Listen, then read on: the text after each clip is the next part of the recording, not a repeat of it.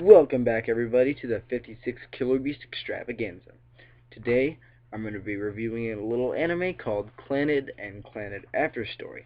Now, before I get started on this giant piece of work I'm getting ready to do here, I want everyone to know that Clannad and Clannad After Story are probably one of my favorite animes of all time.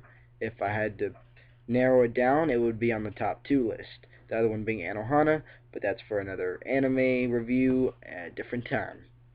Right now, we're getting down to this. Now, first of all, Clannad, I'm probably going to be reviewing it. I'm going to have the first story here, Clannad. I'm going to review that all in one big jumble, and the second half, Clannad After Story, all in its own big jumble. Okay? So, let's get started. Clannad. The main character, protagonist, Tomoya Okazaki. Our spiky-haired male character, like every other anime ever. He's having family issues because when he was smaller, his mom died in a car accident, or she passed away somehow. I'm going to say it was a car accident because that's what I feel like is right.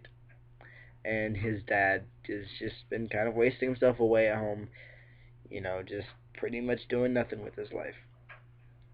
And it makes Tomoya really upset for some reason I haven't really figured out yet, but I guess that's just how the creators wanted it to be, and that is fine by me. And eventually, it doesn't show it on screen, but Tomoya and his dad got in a little fight, and he messed up his right shoulder, which means he couldn't be in basketball anymore. And that is actually probably why he's mad at his dad. Sorry about that little breakthrough I had there. Anyways, getting back on track here, it's his first day of school, and he's going, wait, I think it's his first day. It might be his first day.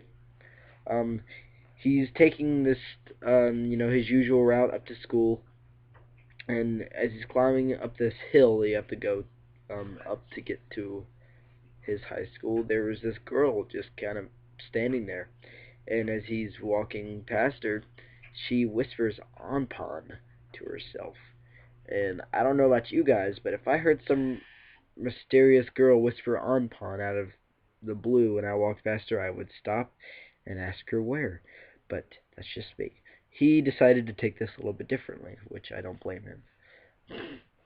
He just kind of stood there and waited for her to say something else, and she was talking about how eventually everything that's fun and happy fades away. And so Tomoya, being his inspirational character that he is at times, he said that you just have to go find new stuff. You have to go find new happy things. And so that just kind of blew everything out of proportion, and color fulfilled the screen, and epic music came in, and you originally, if there wasn't any of that, you probably would think it would be that emotional of a scene. But trust me, once you get Clannad After Story, it's pretty important, that scene is. Because first of all, that's where the first two characters meet. Okay, I'm not going to spoil anything here. Let's get back on track. Supporting characters, there is Sunahara, that's Tomoya's best friend, that he spends all of his delinquent times with. Katomi-chan, that he meets later on, but he's already met her before. Katomi-chan is a genius, and she doesn't even have to go to class, yet she can be a airhead, and let's just say her violin playing skills are dangerous. I'm not exaggerating. Don't listen if you are using headphones when you hear Katomi-chan. If you see Katomi-chan picking up a violin, you instantly pull out your earphones and mute the video. You will die. Metaphorically, of course. Okay. Also, there is Fuko, which she's around for a little while. She comes back in Clannad After Story, but for reasons I'm not going to mention, Fuko is only around for a little while, and she's basically carving out these starfish of wood, and she's passing them out to everybody because she wants them to come to her sister's wedding, which her sister doesn't know about because Fuko is. I'm not telling you, but I don't know about you, but what possesses somebody to hand out starfish as an invitation? I mean, where's the information? Where do they go? What time do they get there? I don't know. It's an anime. Don't bug me about it. But I just thought it was kind of weird. If some random girl handed me a starfish and asked me to go to her sister's wedding, I'd probably think she's crazy and take the starfish anyway. Be a nice paperweight. Okay. Also, there's the Fujibayashi sisters. I hope I'm saying that right. I have a little bit of trouble with Japanese names. Um, then again, I'm American, so that would kind of be understandable.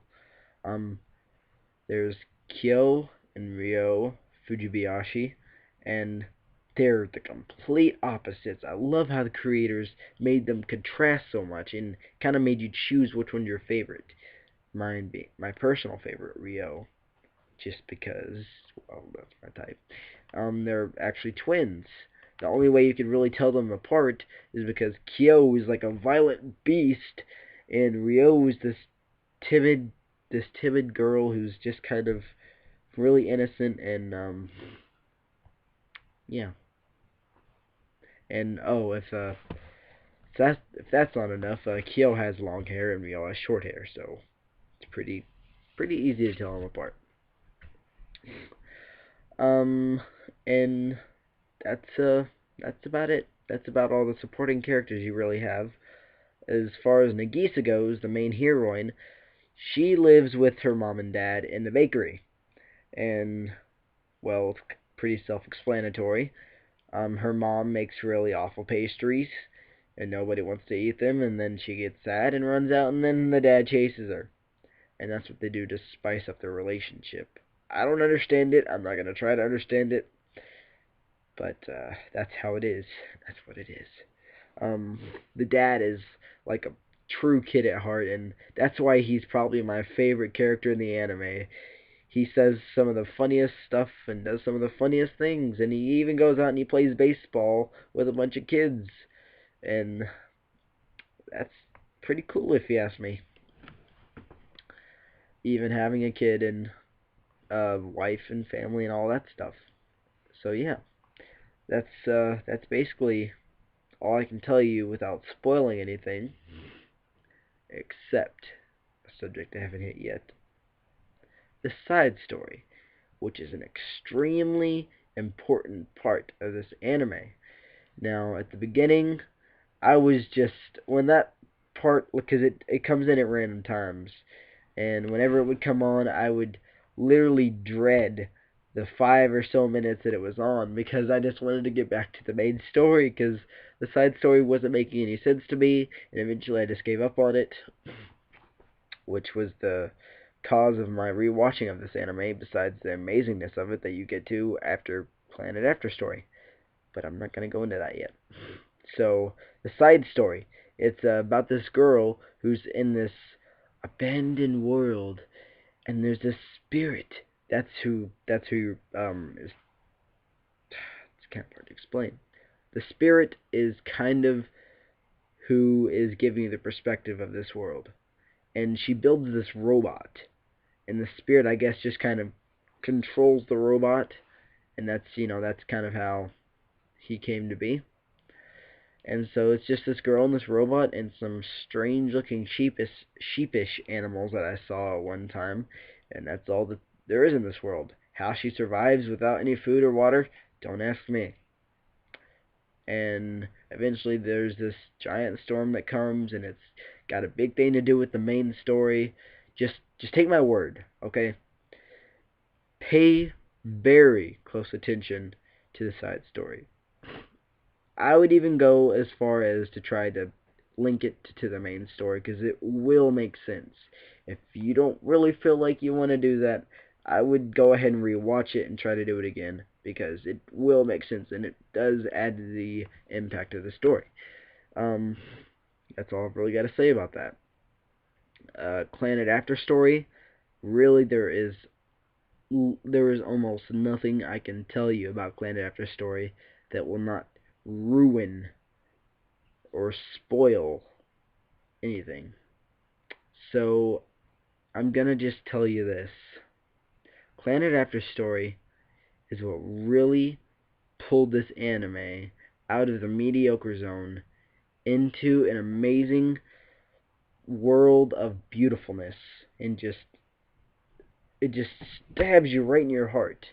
And then when you're recovering and you're wiping your face off and there's no more tears and you're feeling happy and the story is kind of going up again and you're feeling a little bit better about everything, boom! Stabs you again in the heart. And they just consist to do this. They literally, they did this on purpose. They knew you would be sad. Very, very, very sad, and want to ball up in a ball and go cry. And they did it on purpose. And that's where the side story comes in to play after that final stab to the heart you get there. Because in the side story, they talk about wishes. And there's all these balls, these little orbs that are floating around this other world that's in the side. That's where the characters are living in the side story. That reflects Earth. And also there have been hints throughout the main story about that world. Like Katomi-chan, her parents were scientists and they were researching that world because they thought it actually existed, which it obviously does. Well, in the story anyways. And, well, I'm not going to tell you why, but Katomi was forced to start researching it herself. And she's come to some pretty good conclusions that help you out with the side story. And, yeah. And then there's also the orbs actually turn into wishes. It's only in that certain town, though. When someone gains true happiness, an orb will appear out of nowhere, and you get to make a wish. And that's where the side story really comes into play, is right after that final stab towards the end of Clannad After Story. So, with all that being said, Clannad is an amazing anime. The animation is beautiful. It takes a little getting used to but by the first couple episodes, you're just gonna love it and soak it up and want even more of it, because they did a really good job with it, I'll be honest. The character development is unbelievable, except for a character like Tsunohara, who really doesn't change at all, but that's one of the things that make him best. He's basically there for comic relief and giving everyone a lighter tone of heart. And yeah, it's great. It's a really great anime, and if you miss it, all I can say is I feel bad for your loss as an otaku, or if you're just now getting into anime, this would be the best place to start. Now, I'll be honest, Clannad is very slow starting off, but if you can just have patience, and it took me a while too. I waited a whole year before I came back to it, because I was out of stuff to watch, and the only thing I regret is not watching it earlier. Have patience with it, and I promise you, you will not regret it. Even if you're not fully satisfied with it, you will like it better than you did leaving it alone. So, that's all I have to say about Clannad. It is an incredible story that even for some people, I know it did me, it helped me with some personal problems. It may even help you. Thank you guys for tuning in. This is the end for today's 56 Killer Beast Extravaganza. Peace out.